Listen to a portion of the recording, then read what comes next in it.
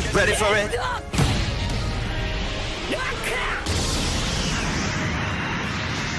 The demon lord tried to mock the hero, claiming that if he fails, the world will end. The hero grabbed a small rock and thought it was all he had remained. The demon lord unleashed all his power and thrown a huge boulder toward the hero, but the hero countered it by using his small pebble to destroy it. The hero was tired of small games and wanted to finish it all. The demon lord accepted, and they pointed their sword toward each other using their most powerful abilities. The two engaged in the last confrontation. After several clashes, both were exhausted to the point that the hero's hair turned white. Moved by their desires, the two slowly walked forward and stabbed each other. They collapsed, yet the hero was relieved that everything was over. Fast forwarding to the future, we see a young boy happy to join school. He notices the students greeting each other and asks if that's what friends do. He feels relieved because that's what normal people are supposed to do. But young boy is none other than Blade, the hero who defeated the Demon King. He jumps in happiness, mentioning that he will make friends and live as a normal person from now on. Blade happily walked in the hallway telling himself that it was time to make some friends. He greets every random person he walks by and notices some students talking about how he seems a transferred student. He notices it and introduces himself and finds out they're called Cassim, Clay, Jessica, and Claire. He reveals that he's there to make friends in the four except. Blade is happy that he now has 4 friends, but now he aims to have 100 friends. Claire tells him that he needs to befriend all students. Suddenly, the girl interrupts their conversation to ask why Blade is creating a commotion. She says that they are all students at the Rosewood Academy, an academy that creates heroes, so they should follow rules and order. The group reveals that she's Arnis Flaming, the strongest student in school, and is called the Empress. Yet Blade simply introduces himself with a big smile, but earnest and care. She asks who the hell he is. Claire tries to explain that Blade just transferred in, but Arnis still doesn't care, claiming that this school only admits people who want to be heroes, and they shouldn't accept late admissions. Blade drops the ball when he mentions he doesn't care about becoming a hero. He's only here to make friends. Arnis goes on a tantrum because he doesn't have any resolve to protect people. Blade doesn't care and asks her to take him to the principal's office. She shows him the way and knocks the door. The principal tells them to get in, and when Arnis sees the principal's face, she bows down in respect. Blade doesn't care about it and talks to the principal in a casual tone. Arnis grabs his leg and calls him an idiot. She asks if he knows who the principal is, and Blade is like, "Sure I do." She then starts begging the principal to forgive the new student because he doesn't know that the principal is the king. The king laughs it off, mentioning that he heard about Arnis from the previous headmaster, and reveals that he's now the new school principal. Arnis starts complimenting the king like any loyal subordinate would do, but she almost never ends licking his boots quietly. The king tells her that's enough and that she should leave because he needs to speak to Blade in private. She gets out and gets mad because Blade treats the king just like a casual friend. Blade then blames the king because he just got on her bad side because of the whole situation. He asks the king what he is doing here, and the king reveals that Blade lost his powers after the fight with the demon lord, and he wants him to regain his hero powers. Blade gets annoyed because he wants to be an ordinary person, but the king ignores him, calling this school just a rehabilitation center for Blade. The king continues ignoring Blade and explains he will change the school curriculum. He wants to create great heroes just like Blade was. The young boy tries to dismiss it as unnecessary because the Demon King is dead. The king mentions the report about Blade's last battle against the Demon King, resulting on both losing their powers, yet he believes that there's a way to restore Blade's power. Blade is still pretty annoying because the king always acted like this, but he decides to ignore it. Blade returns to class where everyone is doing their own thing. He notices Arnis and tries to talk to her. She asks him what is he doing in the S class. Blade explains he took the exam for F classes, but he was told to come here. She thinks he bribed someone to get into the school and the S class. She explains that this isn't a school that admits people half-hearted to get in, and claims that he cheated. Blade claims he's dead serious in this school. He wants to make 100 friends. He starts introducing himself to every person around, claiming he wants to be friends with them. Arnis gets annoyed by his actions, but he suddenly pats her head. She gets shy and tries to attack him with her sword, but Blade swiftly jumps to dodge her attack. Another student named Sophie interrupts them to tell that the instructor told them to assemble. Blade introduces himself to her twice, but she only ignores him. Arnis then explains what he's doing, and the girl introduces herself as Sophie. Blade starts shaking her hand, yet Arnis calls the instructor. She tells that she wants to test Blade's ability. The teacher tries to stop it. With surrenders after being intimidated, she gets an enchanted metal armor and tells that every S-class student can easily slice through it. She tells that he must also do it to prove his power or he must leave the academy. She tries to explain that S-class is on a different level compared to the remaining ones, but Blade is like, how many levels are we talking about? She replies that they're at least 3 levels above the rest. Blade is slightly impressed and decides to use his second sword skill. He unleashes his fighting spirit, impressing everyone around. They notice it's the rarest and strongest Dragon Series spirit. Blade accumulates the power around his sword and unleashes the skill Dragon Eater. This is a wind skill that not only completely crushes the enchanted armor into dust, as it also rips off Arnest's clothes and knocks every student except for Sophie against the wall. Arnest then comes back and asks how the hell is Blade. After looking around, Blade notices what happened and apologizes, claiming that he's an ordinary person. The class ends in its lunchtime. Arnest is eating alone in her spot. Blade decides to join her and calls his friends to join them, but they all refuse to. Arnest explains that table is reserved for her, but he confuses the situation. He asks if she's being bullied, but she calls him an idiot and reveals that everyone is afraid of her. He wants to know why, but she ignores him.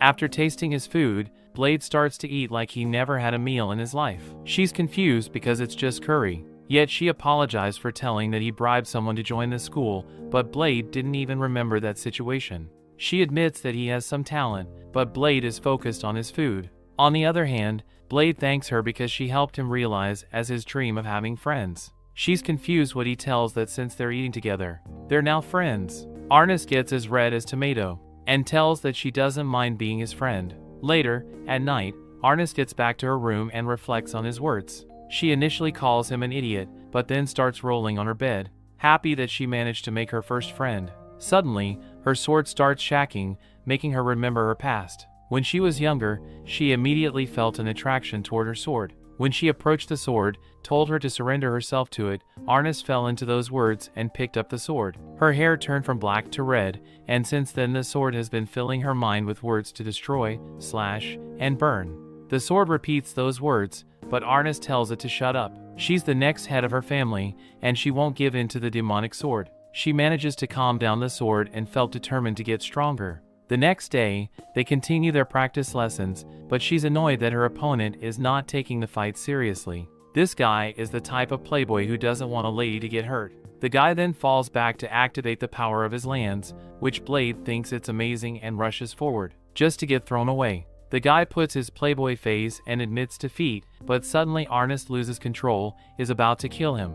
She manages to stop the swing in time and calls for her next opponent. Sophie steps in and the two start their battle. She manages to block Arnest's attacks with her punches and even manages to push her back. Arnest is forced to use a fire skill, and Sophie admits defeat. She then calls Blade to fight her, but he's worried about her condition. She tells that she's fine and gets into her posture, yet she suddenly drops her sword and faints after feeling the sword trying to consume her. Blade manages to catch her in time and takes her to the infirmary. He tries to convince the doctor to make Arnest feel better, just like she did to him after defeating the Demon Lord. But she explains she cannot do something against spells and curses. Arnest then wakes up, confused about what happened. Blade tries to explain, but she gets startled and tries to get up late, stops her, and explains everything. Arnest wants to leave, but the doctor tells her to rest. Blade promises that he will take care of Arnest and helps her get back. She says that she can walk by herself, but Blade tells her that she can lean on him because they're friends. But she simply tells him to keep what happened a secret and walks away. Blade then decides to infiltrate in the data system of the academy to get information about her. He finds out that Arnest has the demon sword name Asmodeus. He decides to call her out to talk in private. She misunderstands his intentions, thinking it's something romantic, but he says that he knows the secret about her sword. Outside, he explains that her sword gives her more power. But since the sword has free will, the sword doesn't accept her as its master. He asks how it did happen, and she explains that she found the sword when she was 6 and the sword tried to take over her body. Since then, she's still trying to battle against the sword urges. Blade then tells the only way to stop it is for the sword to acknowledge her as its owner, but she's afraid to try it because if she fails, the demon will take her body and kills thousands of innocent people. Blade tells her that it's okay. She gets mad, but Blade tells her he can handle it and if it's needed he will destroy the sword. She decides to believe him and starts the ritual to form a pact. Blade watches her from the side as he sees flames surrounding her body. After finishing the chant, the demon sword increases the flames to test her. Arnis sees herself in front of the demon, and she orders it to submit to her. The demon refuses to surrender, forcing them into a fight. The flames start to generate some sort of small demons, wishing to destroy everything. One of the demons tries to attack Blade, but he destroys it with his punch. After watching the scene, Arnis believes the blade will take care of everything if she fails. She decides to give it her all and decides to go all out against the demon. The two clashes with their powers, and with Blade's support she manages to win the battle and control the sword. Blade catches Arnis as she falls from the sky and congratulates her for succeeding. From that moment on, Arnis changed her habits. She starts to greet students with a smile instead of being moody. The story continues as usual until class starts. Blade ends up practicing against two students, but he simply dodges every single attack. Arnis comes to him and tells him to at least draw his sword against his colleagues. She also mentions that he's disrespecting them because he's not even looking at them while fighting, but Blade simply replies that she looks different. She acts flirty, asking how she looks different to him. Blade thinks of all of the moments she was smiling and acting cute, until he simply replies that he doesn't know. Leonard starts attacking Blade while telling him to notice when a girl changes her hairstyle. Of course, Blade didn't even notice it. Arnis reaches a level of depression that says that she didn't want him to notice, but she goes back to serious mode and tells Blade to keep an eye on Sophie. He notices her practicing by herself and asks Arnis why is it. Arnis says that Sophie always practices by herself, but she usually obeys every command she's given. But she never did something she wanted to, except for the time when she told her name to him. Arnis tells him to deal with Sophie while ordering Leonard to work harder. Blade goes to Sophie, introduces himself, and says that Arnis asked him to watch over her training. Sophie asks if that's a command. Blade ends up confused because that wasn't an order, but she asked him to do it. Still, he simply smiles and tells that he wants to help her. Sophie looks at her fists and says that's all she can use. Blade curiously asks why she doesn't use weapons. She simply replies that she was only taught to use her body to fight. Blade promises to teach her other ways to fight. She asks if it's a command. Blade simply replies he's trying to help a friend, and if she doesn't want to, she doesn't need to learn. She's curious about it and decides to give it a try. Blade prepares to practice with her, but the bell rings, signaling their practical training is over. Blade is flustered because they were about to start. Arnis replies that's because he was flirting. Sophie then looks at Blade and gives him a smile. In the next practical training class, Blade teaches Sophie how to use a sword, but she cannot still cut through the armor. Blade tells her to channel her fighting spirit into the sword, just like she does with her fists. He tells her that a sword is just an extension of her body while demonstrating. She easily understands and manages to cut through the armor. Blade tells that if she keeps going, she will be able to use the sword. He decides to call it for a day, but Sophie asks if she will beat Arnis. Blade replies that getting to Arnis' level won't be easy. Suddenly, Sophie throws the sword back at Blade. He grabs it, but Sophie grabs him and throws him to the floor in the next second. She sits on top of him to restrain him and says this way is stronger. Blade agrees and says that he can't move. She replies, while getting her face closer, that she wouldn't be in a good mount position if the enemy could move freely. Blade agrees, and she tells him that she wants to learn something else from him tomorrow. Blade promises he will do it, but first he must visit the school principal. If you don't remember the king asks how school life is going, to which Blade replies that he made some friends. The king feels relieved because Blade became the hero when he was still 3 years old. Don't ask me how. At this point the king even considers Blade his best friend, but Blade wants to be friends with people around his age. The king is curious and asks who Blade's friends are. Blade mentions he's been lately closer to Sophie. The king isn't surprised. He already expected that Blade would be interested in her. The two comment on how strong she is, but the king states that she's still incomplete. Blade is confused, but the king explains their goal for her completed form was to surpass Blade. Blade gets mad and asks what this is about. The king mocks him for befriending her without knowing she was part of the artificial Great Hero project. Blade is once again confused. The king explains that if Blade the Great Hero can exist, then there's also the possibility to create an artificial Great Hero just like him. He basically explains there's a certain group who used ancient forbidden knowledge to create an artificial hero. They took a test subject with the best aptitude and trying to artificially manifest the Great Hero's powers. To make it worse, they created several clones of her for that experiment, and they used them to make new experiments and adjustments. Blade is confused about the clones because he thought they were thinking about Sophie. The king reveals Sophie's real name is Sophicia Femto. Femto signifies 12, which means she's the 12th clone of Sophicia. Blade's eyes are shaking as he cannot believe the truth. The king continues by saying that the original Sophicia show was treated as an object to be experimented on. Blade angrily gets up, but the king explains that he wasn't involved. Plus, he took that organization down. Blade calms down, but the king explains the moment he met Sophie, he took her in and told her that she was free, but she also asked if that was a command, something that hasn't changed since then. Blade rushes back and blames himself because Sophie was robbed of a normal life because they wanted to create a great hero. But now he's decided to make sure she gets her normal life back. The problem is that he doesn't know what's a normal life too. He goes to the infirmary to talk with his medic friend, who's more interested in seeing his body. He asks her what normal means and what's normal for a kid of his age.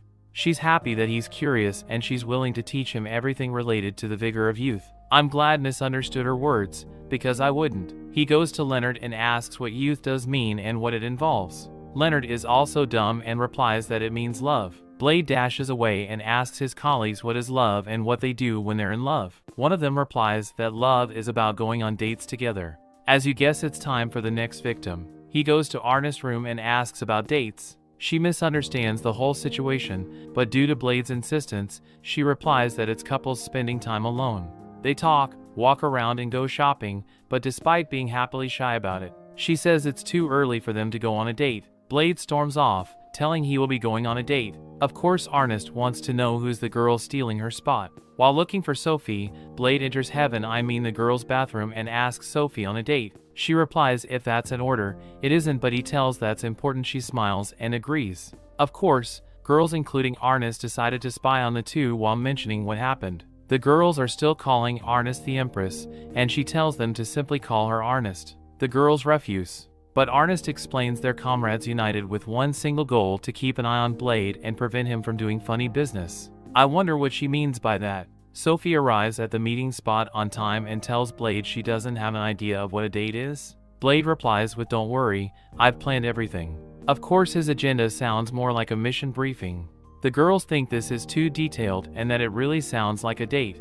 He holds onto his arm and they start walking. Arnest and the girls don't like that interaction and end up losing them. Turns out Blade planned to walk around the city, eat some ice cream, visit some spots, run around and even feed the fish. They then go to an arcade to play the punching game. Arnest and the girls are pretty jealous and want to stop them. Why, you ask? Because they destroy the bloody machine. Blade becomes a bit more romantic and the two have to drink from the same fruit at the same time with their straws, but since it's hard to sip, Sophie asks him to get closer to her. Suddenly, Blade jumps away when their faces touch. She asks him what is wrong, but he doesn't understand. Sophie tells him she cannot complete the mission of finishing the drink by herself. He replies that he understands, but his heart is going faster than a race car. They shyly get near each other to finish the drink, and Sophie tells him to get closer. Blade's heart is reaching its limit, but Arnest and the girls are annoyed because they haven't been noticed despite sitting one table away. Arnest's mind is also racing, annoyed by seeing them close. After moving forward with their date, Blade finally starts to feel like someone is following them. They still ignore it and try to move forward with their activities, but Blade notices they're a bit late. Sophie says that it's okay and they will take a shortcut. And by that I mean climbing a building and then jumping among the city buildings, and in the dates, sitting by a fountain where Sophie reveals she had fun today. She then asks why he decided to call her on a date. He wants to tell the truth, but he can't, so he replies that it's because she's his friend. Sophie asks if they're really friends because friends don't keep secrets from each other. Blade thinks he was caught, but she then says that she hasn't told him something. She decides to reveal to him that she isn't a normal human. She explains the whole incomplete test subject story and shows the power she got from it. She says the real hero can change the laws of physics, but she cannot control the power. She falls down and says that she wanted to increase her body weight by 1,000 times. But since she cannot control her power,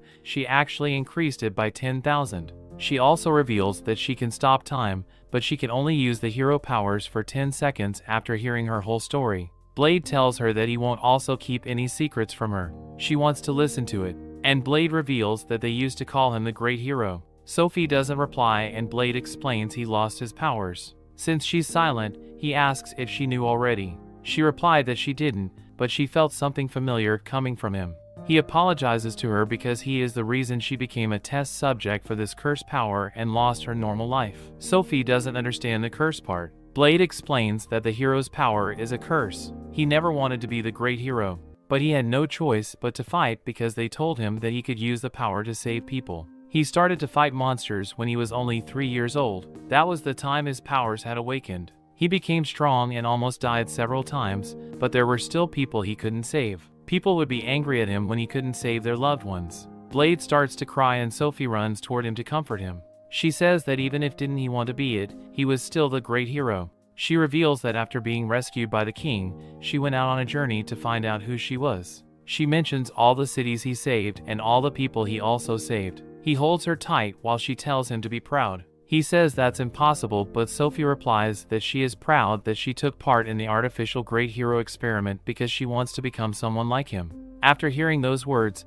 Blade decides that he won't be haunted by his past anymore. The two hold hands and promise that they will keep his real identity a secret. Blade and his fellow classmates were enjoying their lunch in the cafeteria when Ernest mentions Blade had food all over his face. Sophie kindly helped clean his face, making Ernest complain out of jealousy. Her new friends arrive and ask if they can join them. They end up joining them and one of the girls asks for Blade's opinion on their outfits. Blade is confused, but Ernest interrupts and congratulates the group for being promoted in S class to their class. Blade is still confused, and the students mention only S-rank students can dress freely. The girl asks what Blade thinks again, but he thinks she's cold with that outfit. Of course, Leonard is here to pick up girls and tries his best. Ernest tells him to stay down and asks if Blade knew about the news. The king is bringing a magical beast to the school to improve the training.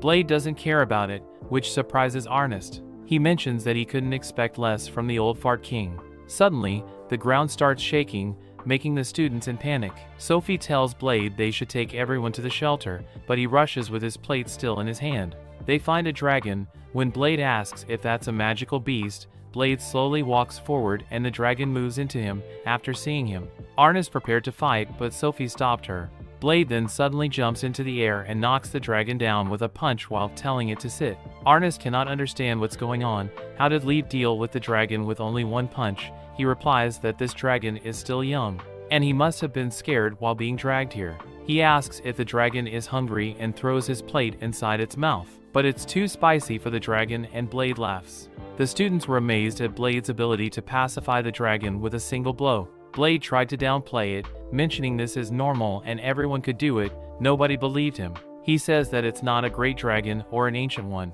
It's just a baby dragon. Everyone stepped back, scared of him. When the dragon suddenly starts to shine, Ernest tells Blade to look behind, where he sees a little girl. She jumps on him, calling him father, but Blade doesn't understand. She claims she's been looking for him and now wants to play. Blade replies that he's not her father, but he will help her find her parents later. He then asks Ernest the dragon went. She tries to explain the dragon became that little girl, but he says that's impossible. Despite Blade's attempts to convince her otherwise, the girl persisted in her belief that he was her father. Ernest explained the dragon had shaped-shifted into the girl and Sophie confirmed this, finally convincing Blade. The girl jumped on him and he asks why is she calling him father. She ignores his question, mentioning his punch is amazing and she couldn't expect less from her father. She clings to him, asking to play, and Blade doesn't know what to do. They then decided to let Blade care for her to prevent her from going on a rampage. While bathing the little girl, whom he named Ku, asked why he gave her that name. Blade explained that he chose after a strong knight who always kept promises. This pleased Ku, because dragons also keep a promise, even if it costs their life. Ernest interrupted the bath and got shy. After seeing his chest, he asks if she did learn anything about the girl. She mentions that magical beasts like dragons are creatures who seek strength. Once they're defeated, their flesh decays, but they leave a fragment of their soul with their knowledge. That fragment then can be incarnated as another entity and copies the shape of the being that defeated them. In short, Blade concludes a dragon can take a human form if defeated by a human. Ernest explains it's rare because most humans cannot defeat a dragon.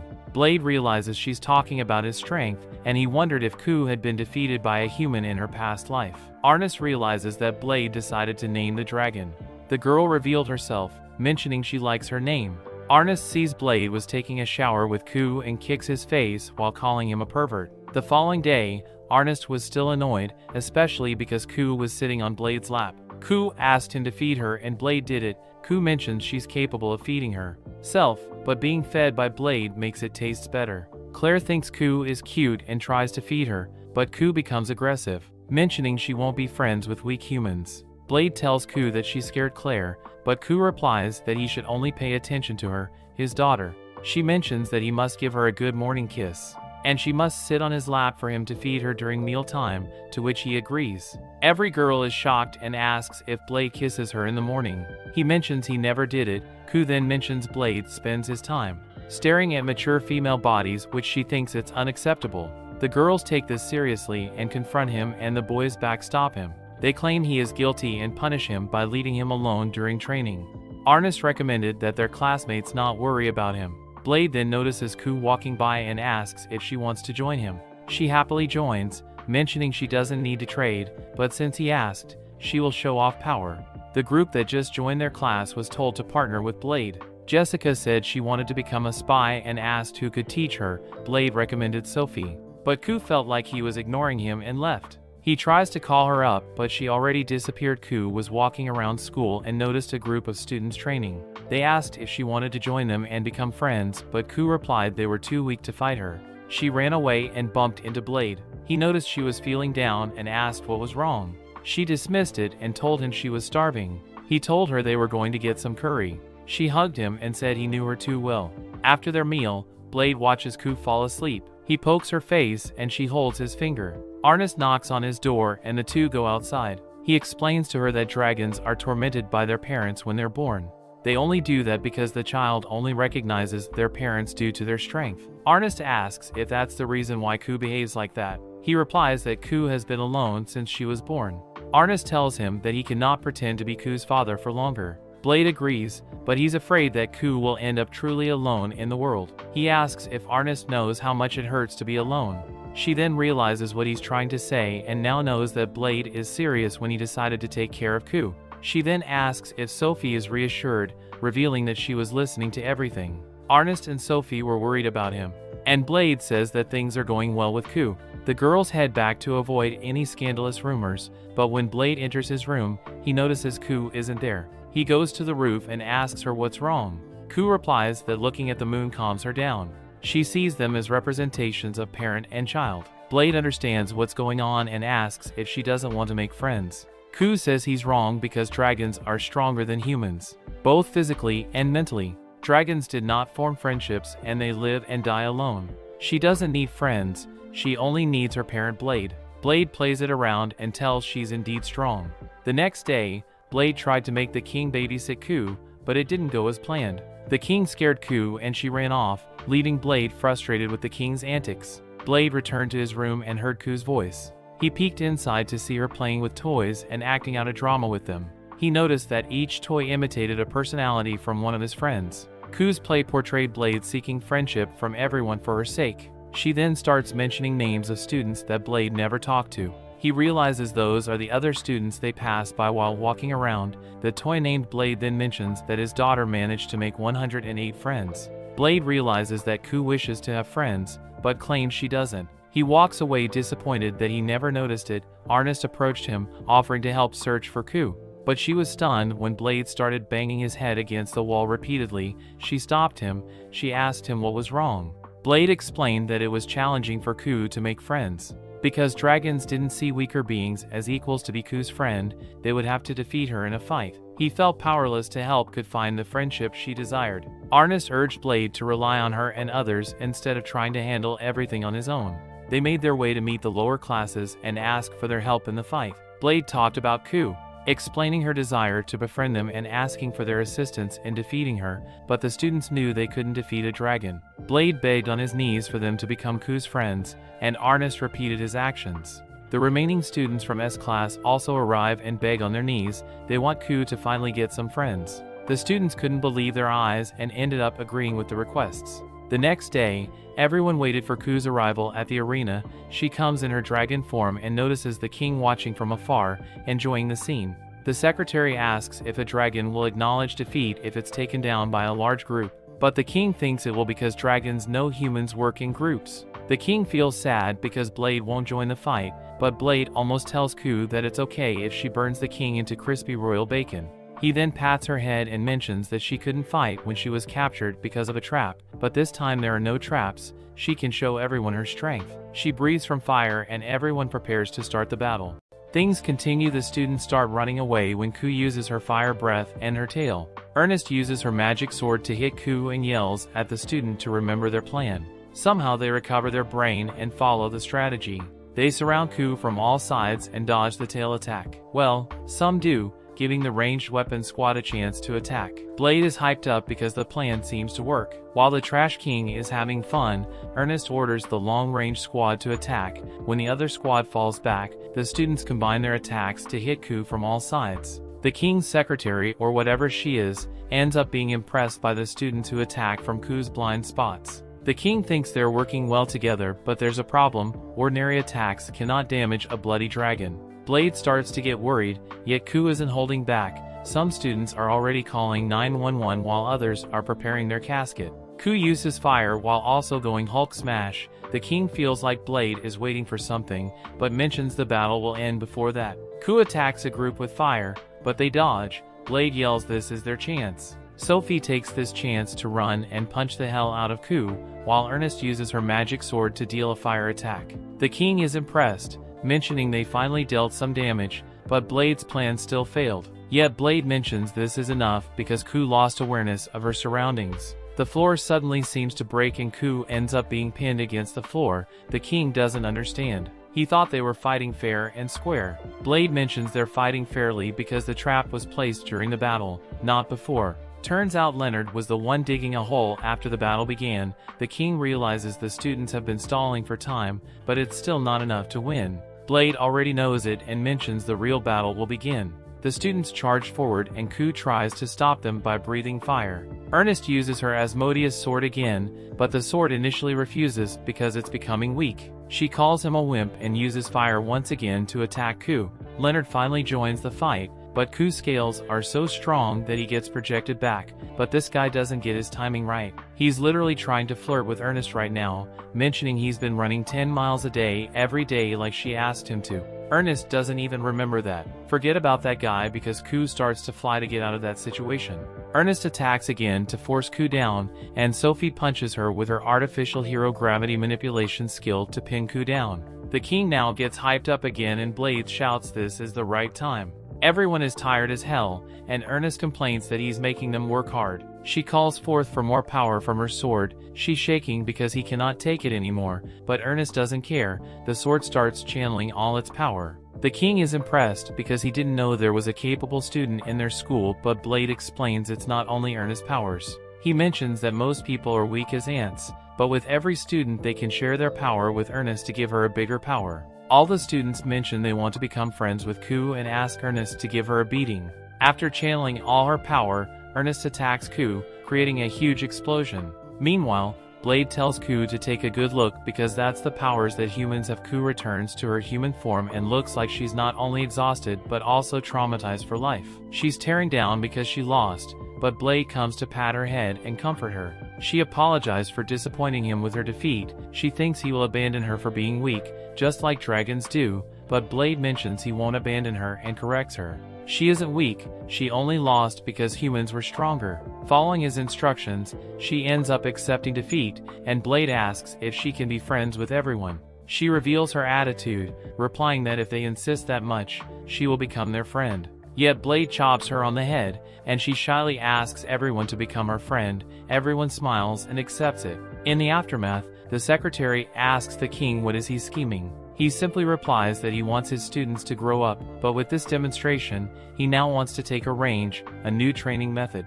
Basically, he got his hands on a virtual reality type of magic made by what you all love, science, and he's now trying to build it into the school since that last fight. Everyone became close friends with Ku. She now sits on others' laps and Claire tries to feed her. Of course those two together seem weird as hell. While eating, Flame notices something and asks Ernest if there's something different about her. You'll realize the mistake he just made after looking at her. Everyone is startled and tries to call him off, mentioning he cannot say that. Sophie even calls him despicable while the others mention she's not different. What the hell do you mean she isn't different? She was a hot waifu and now looks like she ate Ku's dragon forms. Leonard tries to be the good guy, but Blade is a Sigma. He calls her the three-letter word. Ernest starts tearing down. Well, I guess it wasn't the three-letter word. He probably called her a whale. She cannot take it anymore and runs while crying. Gotta say, that was quite an earthquake. Everyone proclaims Blade guilty, but since he doesn't have common sense, he doesn't understand it. Blade ends up being quite depressed for the next couple days because Ernest didn't leave her room. Ku tried to comfort him, but it wasn't enough. The girls mention that Ernest could even stop being his friend. Blade freaks out. He wants to be her friend. He asks the girls if Ernest would forgive him if he apologized. He tries to run into her room, but Claire stops him. She asks if Blade doesn't know why Ernest is mad at him. To be fair, if it's not that, not even I know. Claire mentions that Blade will probably make Ernest even angrier, so the girls tag along. They knock at Ernest's door and tell her that Blade came to apologize, but there's no reply. They lock the door and get inside Ernest's dark room. They see her on the floor, seems like she's crying. They ask if she's alright, but Ku has a different reaction. She mentions it looks tasty and asks for some. When the group turns on the light, they find out Ernest was stuffing herself with 3 boxes of pastries. She even tells them to not look at her. Imagine the audacity. She tells the desserts are tasty, and Blade calls them the culprit. Ernest then explains that she's been feeling hungry all the time since their last fight with Ku, and seems like she never realized that delicious pastries existed before. Blade is more interested in what really matters. He asks if she wants to burn some hot calories. Okay, he didn't. He asked if they were still friends. She replies that she didn't want him to see her like that. To be fair, I don't think anyone wants since everything is okay. Blade is like, cool, I'm out then. Claire and Jessica stop him and tell him that if he leaves, Ernest will become a lost cause. So he needs to say something nice and stuff, you know, tell a lie. He gets the idea and only makes it worse by telling Ernest that it's good that she's enjoying the food. He's a lost cause and Jessica begs Leonard for his help. As you might expect, this guy tries to flirt with Ernest while mentioning that he's too poor to pay for a restaurant bill.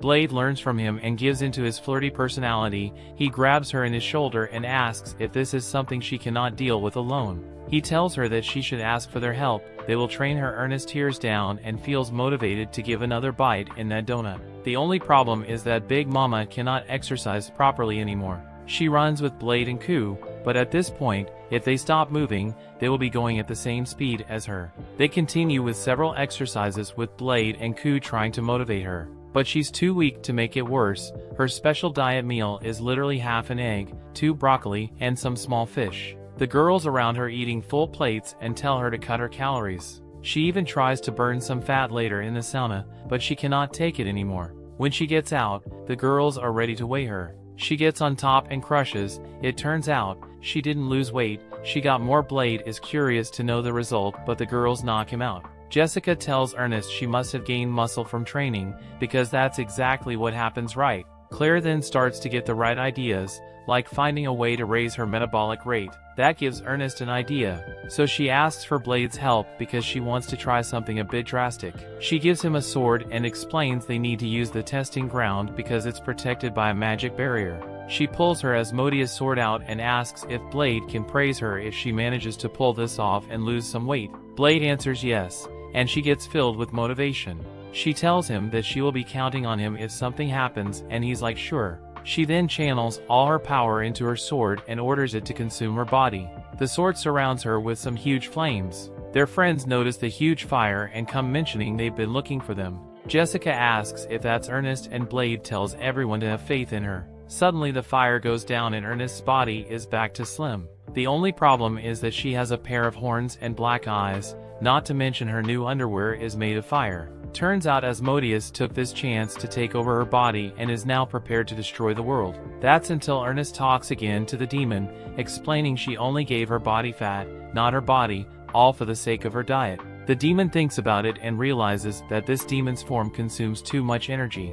It takes 1 million calories to maintain it for an hour, making Ernest happy about it, until she gets dizzy and collapses because she's hungry. She reaches beast mode and even grows a tail. Claire tells her to not lose humanity, but Ernest rushes to attack her. Blade steps forward and uses his wind skill to stop the fire and return Ernest to normal. She later wakes up in his arms, and he tells her that she did great. They return to their normal lives until they go to Ernest's room because she's missing for the whole day, just to find out she once again is eating like a pig. A few days later, Blade returns to the nursery to be examined by the doctor. She tells him that he's slowly recovering about 30%. He's curious if he can use his hero powers again, but explains that he will die if he uses 30% of his full power. He leaves the office and walks around the school and hears Claire calling him.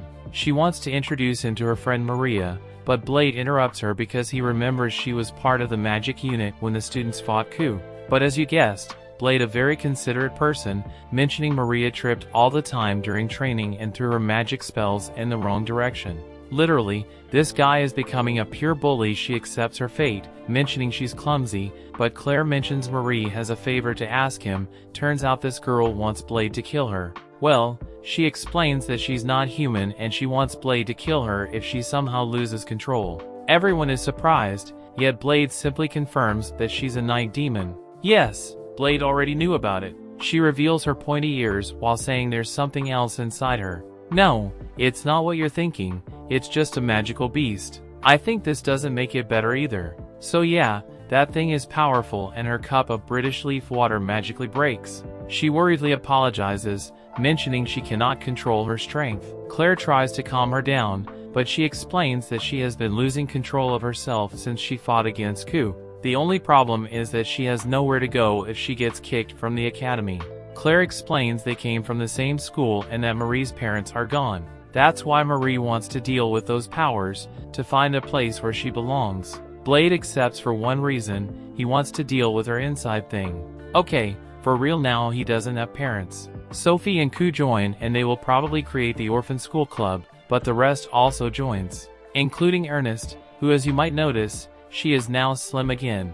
Now all those kids in Africa can eat again. Their plan is to go to the training ground, set up a barrier and stuff. Blade wants Marie to release her power so she can learn how to control it. She refuses to, but he explains if Ernest could do it, then she can also do it. After some encouragement from Ernest, she ends up putting her faith on Blade. She first drops one bracelet, which ends up reducing her power by half. It really smashes the ground until they notice there are 3 more and a necklace that reduces her power by 10. This girl is literally the Demon Lord. Ernest realizes they're in deep stuff and tries to stop her. Too late, Marie's power is unleashed and she freaks out because someone is coming out. Blade tells her to believe them, and she smiles before transforming into what it seems a succubus, but turns out it's the real Demon Lord. The Demon Lord laughs, ordering them to kneel and all the stuff. Yes, mommy, I mean, she's celebrating her rebirth because she will control the world and stuff. Sophie asks if that's really the Demon Lord. Blade tells her it's not,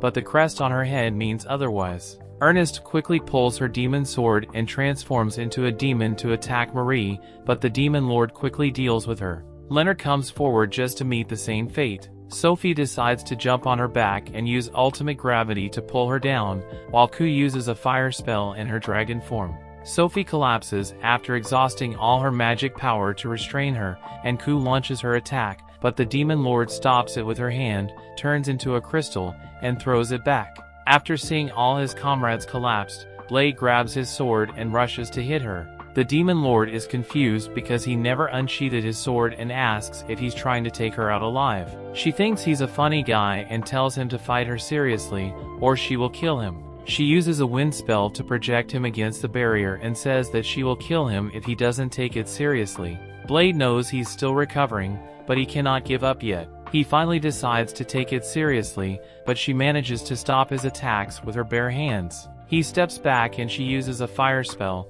asking him to not die right away. He uses his sword to block the attack, but his blade ends up destroyed. Ernest gets up, showing how hot she can be. I mean, she tells him to use her demonic sword to fight the Demon Lord. Asmodeus tells him that he doesn't want to do it, but since Ernest ordered him, he doesn't have many options. The Demon Lord thinks she will now have an amusing fight, but Blade couldn't care less. His goal is to finish it with his next blow. She mocks him for his words and tells him to show her what he can do. Blade channels his power, but Asmodeus tells him to stop because he cannot handle Blade's immense power, of course. Blade ignores it and uses his full power against the Demon Lord. She manages to block it with a barrier, thinking it was too simple until she notices her spell breaking apart. She cannot believe her eyes, and Blade manages to defeat her with his full power. He's happy that nobody ended up dying, but he soon collapses. He later wakes up in the nurse's office, where the doctor quickly hugs him while calling him an idiot. Despite being injured, he's enjoying life. She asks him why she's always making her worry about him and explains that he died for some seconds. If she didn't arrive in time, he would never wake up again. She calls him a liar because he promised that he would never make her cry again, but he failed. He apologizes and asks about the others. The doctor reveals they're all safe and Claire is treating them. He then asks about Marie, who is also alive. A day later, everything returns to normal. Well, not everything. Turns out Maria is still in her Demon Lord form. She greets Blade as the hero, but he tries to shut her up. She now has something to use against him in the future, and Blade tells Maria she should stop. She then explains that Maria is a different personality, and Blade asks the Demon Lord for her name, but she was never given one. Blade decides to check it with the king, who reveals that he was aware of Maria's identity.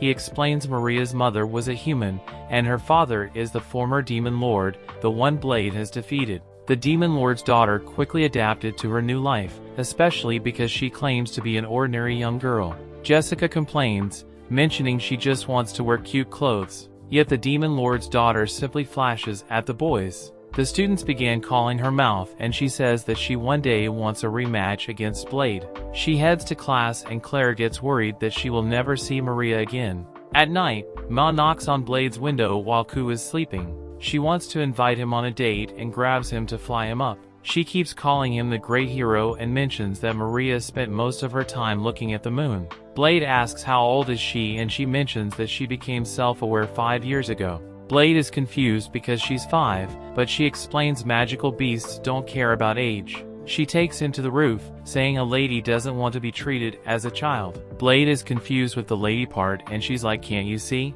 As you know, Blade is too dumb to understand. She feels bad because she feels attached to him, but he doesn't notice her. She then reveals that she only stayed in this school because of him. He thought she was enjoying her school life, which she also admits, but she mentions that a magical beast always looks for strength. She admits being attached to him, but she doesn't understand why, especially because she feels that he's weaker than he was in the last couple of days. Blade reveals that if he uses 15% of his power, he will die. She then says that he's not worthy of being killed by her right now, but she won't leave this school until she kills him. She holds his hand and reveals that she has been thinking of a theory that she perhaps loves him. Blade is confused, but she says it's only a possibility. She just wants to test it out. She blushes as she holds his hand and asks if he wants to be her partner. Yet Blade is too young, dumb, and innocent to understand what it means. Turns out she also doesn't because she's 5. Blade thinks it would be easier for them to go to the testing ground and fight each other until they're satisfied. She refuses because of his current condition. Plus, she cannot take out the necklace that restrains her power. She explains Maria's consciousness still inside her and stops her from taking it off. Blade asks about Maria, and Mal explains that she's hiding in the deepest parts of her mind. She mentions that Maria's heart is filled with dark shadows because of her past. She was feared and bullied by humans while she was still a child, and she was forced to hide away with her mother, who always believed her husband would come back. But Maria never believed her father would return. Eventually, her mother died and Maria's mind was filled with doubts. She thought that her father never loved her mother and abandoned them. She thought the Demon Lord was the reason of their suffering.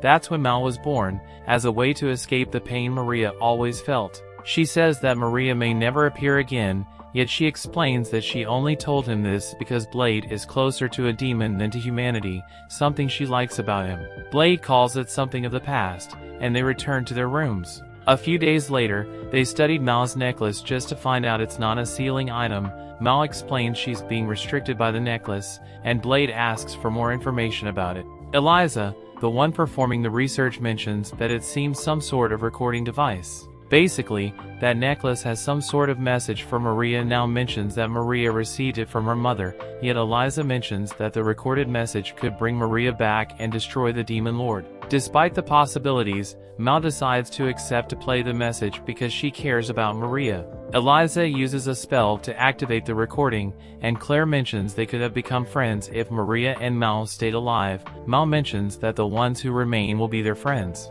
Eliza orders Now to open up the necklace, and it projects an image of the previous Demon Lord. The Demon Lord initially tries to apologize for leaving Marie and her mother because he had to fight against the great hero. He didn't want them to follow him into a path filled with blood. He left Maria's mother when he noticed that she was pregnant. He had already decided the name for the child and ordered Marie's mother to tell the kid that he was dead. Mal finds Marie deep in her find and asks how long she will be hiding. Marie takes Mal's hand and they listen to their father's message, revealing that he will love both Marie and her mother forever. Mal starts to cry, revealing she cannot control her body because Marie is also crying in her mind. She mentions that she and Marie are fighting to see who gets to survive and that Marie is about to destroy her. Mal tells the group to call Marie's name and the group follows the instructions.